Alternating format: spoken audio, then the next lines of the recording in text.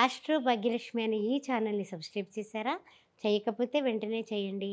జాతక పరిశీలన కోసం కానీ, పొంతనల కోసం కానీ, లేకపోతే మీకు వేరే ఏ విధమైనటువంటి కార్యక్రమాలైనా కుంభ వివాహం, కదలి వివాహం ఇలాంటివి జరిపించాలన్నా, చండీ యాగం లాంటి యాగాలు చేయాలన్నా, ఏదైనా జపాలు, దానాలు వాటి గురించి మాట్లాడాలన్నా నాతో మాట్లాడొచ్చు. 9866034439 దీనికి వాట్సాప్ చేయండి. నాతో మాట్లాడవచ్చు. తర్వాత ముఖ్యంగా 17 సంవత్సరాల్లో ప్రవేశించినటువంటి శ్రీ సౌభాగ్య మ్యారేజ్ బ్యూరో. మీకు ఎవరైనా పెళ్లి కాని పిల్లలు ఉన్నట్లయితే అబ్బాయిలు కానీ అమ్మాయిలు కానీ హిందువులైతే చాలు. వేరే అన్యమతం అయితే కనుక మా దగ్గర సంబంధాలు ఉండవు. అందువల్ల హిందువులైతే చాలు. అన్ని వర్ణాల వాళ్ళు కూడా చక్కగా మీరు సంప్రదించవచ్చు ఈ క్రింది నెంబర్లలో. ఓం శ్రీ మాత్రే నమః. మహాలయ పక్షాలు వచ్చేస్తున్నాయి. ఎందువలన మనం కంగారు పడుతున్నాం? ఆదిత్యాయ సోమాయ మంగళాయ బుధాయ చ గురు శుక్ర శనిభ్యచ రాహవే కేతవే నమః. ఈ మహాలయ పక్షాలు అనగానే అందరికీ కూడా మన తల్లిదండ్రులు, తాత ముత్తాతలు, ఇంకా ఎవరెవరో చనిపోయిన వాళ్ళు, ఆత్మహత్యలు చేసుకుని చనిపోయిన వాళ్ళు, యాక్సిడెంట్లో చనిపోయిన వాళ్ళు, అదేవిధంగా మనకి బాగా మిత్రులు, మనకి కుటుంబానికి కావలసిన వాళ్ళు, ఆప్తులు ఎంతోమంది గుర్తొస్తూ ఉంటారు. కరోనాలో పోయిన వాళ్ళు, ఇలా రకరకాలుగా అందరికీ కూడా ఈ యొక్క మనిషి ఎప్పుడు కూడా బంధాలతో ఉంటాడు కాబట్టి అందుకనే అంటూ ఉంటాం కదా, కర్మానుబంధే మనుష్యలోకే. రకరకాల సత్కర్మల వలన, బాంధవ్యాల వలన ఆ యొక్క బంధాలకి అతీతం కాదు కాబట్టి మానవుడు వాళ్ళందరినీ కూడా స్మరించుకుంటాడు ఈ మహాలయ పక్షాల్లో. మహాలయ అమావాస్య రోజున మీరు శ్రాద్ధ కర్మలు చేయగలము ఆ రోజు అని అనుకుంటే ఆ రోజు చేసేసుకోండి. చాలా చాలా చాలా మంచి రోజు, చాలా చక్కని రోజు. లేకపోతే పితృపక్షాలు నడుస్తాయి కాబట్టి ఈ యొక్క అమావాస్య నుంచి అంటే ఏమిటంటే చెప్పాలంటే కనుక మహాలయ అమావాస్య అనేది ఎండింగ్ అనుకుంటే పితృపక్షాలు మొదలైన దగ్గర నుంచి కూడా ఏదో ఒక రోజున మీకు సెలవు ఇచ్చిన రోజున, సెలవు దొరికిన రోజున, ఆదివారం పూట అలా మనకి అనుగుణంగా మన ఉద్యోగ నైతిక కర్మలకి ఎప్పుడు కూడా భిన్నం కాకుండా ఉన్న రోజున చేసేసుకోండి. పితృకర్మలు ఈ యొక్క మహాలయ పక్షాల్లో ఎందుకు చేసుకోవాలి? అసలు ఏమిటి? కుదరకపోతే ఎలా? కుదిరితే ఎలా? దూరంగా ఉన్నాము ఎలాగా? లేకపోతే మా ఇంట్లో వాళ్ళకి నేను దూరంగా ఉన్నాను, ఇక్కడ ఏమీ బ్రాహ్మలవి దొరకరు, అప్పుడు ఎలా? ఇలా రకరకాలుగా అంటూ ఉంటారు.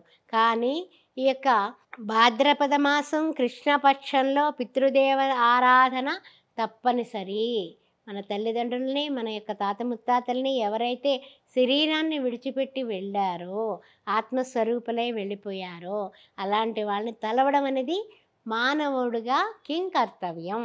అది చేసుకుని తీరాల్సిందే.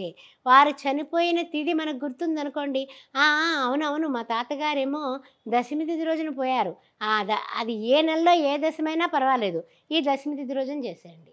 లేదా మా తండ్రి గారు పరంపదించారు, ఆ రోజున తదియ తిథి రోజున చెయ్యండి. అలాగా మనం తిథులు గుర్తుంటే ఆ తిథుల ప్రకారము కూడా పితృకార్యాలు చేసుకోవడం, ఆ రోజున తిలాతర్పణం వదలడం, అదేవిధంగా చక్కగా స్వయం పాకం బ్రాహ్మణులకి అర్పించడం, ఇలాంటివన్నీ చేసుకోవడం అనేది చాలా చక్కగా జరుగుతున్నటువంటి ప్రక్రియ. సరే, శ్రాద్ధాలు పెట్టడం మా వాళ్ళందరూ నుండి కాశీ వెళ్ళండి అన్నీ ఇచ్చేసారండి, కాశీ వెళ్ళి అన్నీ చేసేసుకొచ్చేసారండి, వాళ్ళకి చేయక్కర్లేదట అనేటటువంటి వాళ్ళు కూడా కనపడుతున్నారు. కాశీ వెళ్ళి అన్నీ చేసుకొచ్చారు, కానీ నీ యొక్క కర్తవ్యం ఏమిటి? సత్కర్మ.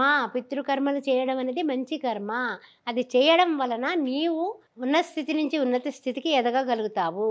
మనలో ఉన్నటువంటి చీడ పీడలన్నీ కూడా తగ్గిపోతాయి. పితృకర్మలు చేయడం వలన కన్యాదానం చేయాల్సినటువంటి పరిస్థితిలో ఉంటే కన్యాదానం చేయమని పితృదేవతలు మిమ్మల్ని ఆశీర్వదిస్తారు. మీ పిల్లాడికి మంచి సంబంధం రావాలని ఆశీర్వదిస్తారు, వంశాభివృద్ధి కలగాలని ఆశీర్వదిస్తారు.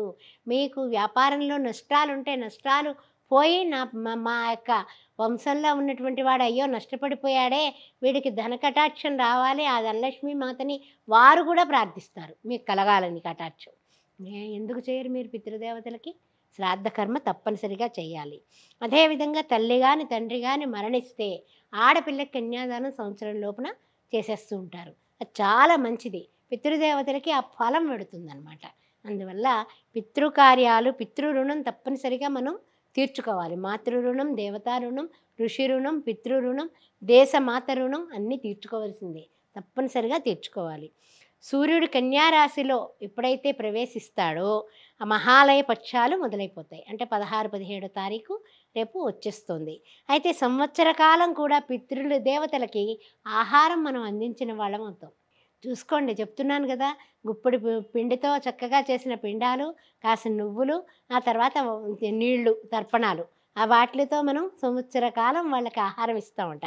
అది ఇక చెయ్యకపోతే పితృదేవతల కోపానికి, శాపానికి గురవుతారని, సూర్యభగవానుని కూడా పితామహుడుగా, పితృదేవతలుగా పూజించాలని, రోజు సూర్యభగవానుడికి తర్పణాలు కూడా వదలాలని, ఎవ్వరూ లేరు, ఏమీ లేదు అనుకున్నప్పుడు ఆ సూర్యభగవానుడిని పితృదేవతలుగా ఎంచి తర్పణం వదిలి ఆయనకి నివేదన చేసి నమస్కారం చేసుకుని తప్పులు క్షమించమని ముమ్మారు లెంపలు వేసుకుని పితృదేవత అర్పణలు చేసుకోవాలి.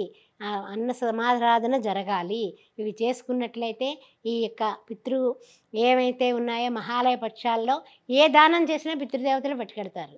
గుర్తుపెట్టుకోండి. దక్షిణాది పుణ్యకాలంలో అంటే ఏమిటి, మనం ఏమంటాం, ఉత్తరాయణమే చాలా మంచిది అని చెప్పుకుంటూ ఉంటాం కదా. ఈ దక్షిణాయనంలో ఈ మహాలయ పక్షాలు కానీ ఈ యొక్క పితృదేవతలకి తర్పణాలు కానీ చేయడం వల్ల మనకేమవుతుందంటే కనుక మనలో ఉన్నటువంటి ఎన్నో రకాలైనటువంటి కామ, క్రోధ, మద, మోహ, లోభ, మాత్సర్యాలు, ఇంకా చెప్పాలంటే కనుక యుగోయుజాలు, అహంకారాలు, భేషభావాలు, ఇంకా చెప్పాలంటే ఈ రకరకాలైనటువంటి పరిస్థితుల్లో నేను అనేటటువంటి అహంకారం, ఇవన్నీ నిర్మూలన జరిగి ప్రశాంతమైన చిత్తంతో 10 మందిలోని కూడా మన పెద్దలని గుర్తించి వారికి బట్టల ద్వారా, లేకపోతే భోజనం ద్వారా, రకరకాలైన ఆహార పదార్థాల ద్వారా 10 మందిని సేవించడం వలన మన విధేయతలతో మనం పితృకార్యాలు నిర్వహించడం వలన మనకి తెలియకుండానే మనము సత్కర్మలు చేస్తున్నాము.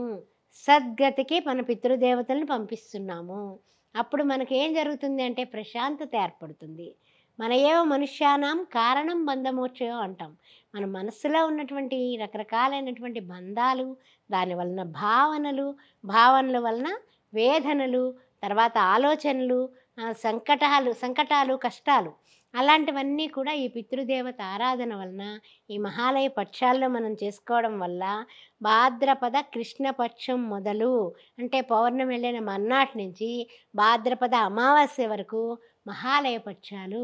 ఈ విషయం గుర్తుపెట్టుకొని తప్పనిసరిగా పితృదేవతలను తలుచుకోండి.